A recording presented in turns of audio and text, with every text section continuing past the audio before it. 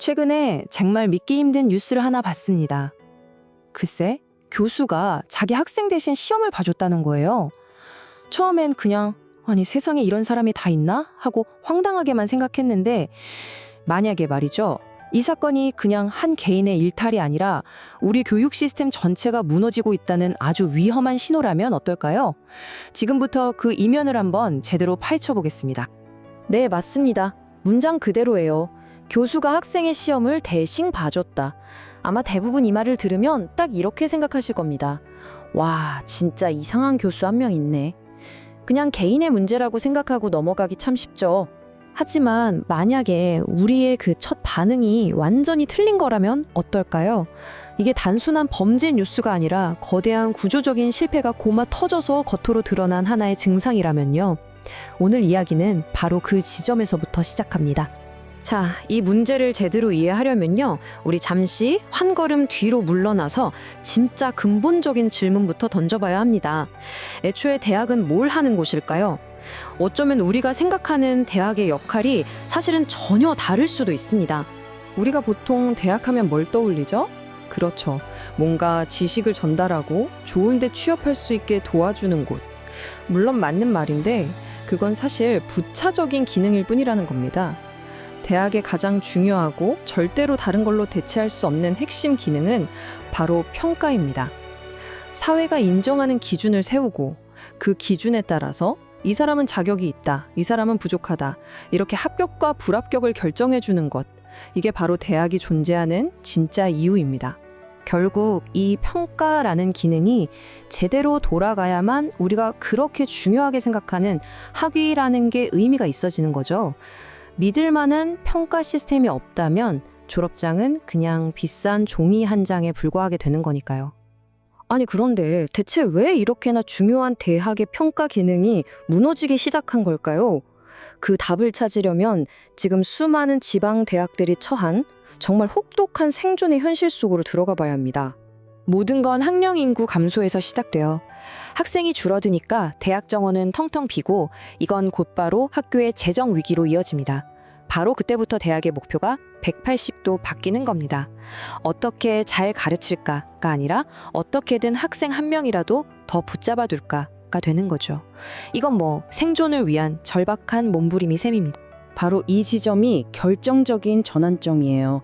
학생한테 F학점을 주는 게 자격이 없는 학생을 그냥 통과시키는 것보다 대학 입장에선 더 큰 위험이 되는 순간이죠. 이때부터 평가는 교육적인 행위가 아니라 학생이 학교를 그만두는 위험을 관리하는 수단으로 완전히 전락해버립니다. 이 변화가 얼마나 극적인지 한번 보세요. 학생은 더 이상 교육의 대상이 아니라 등록금을 내는 고객이자 학교 정원을 채워주는 하나의 수단이 됩니다. 교수는요?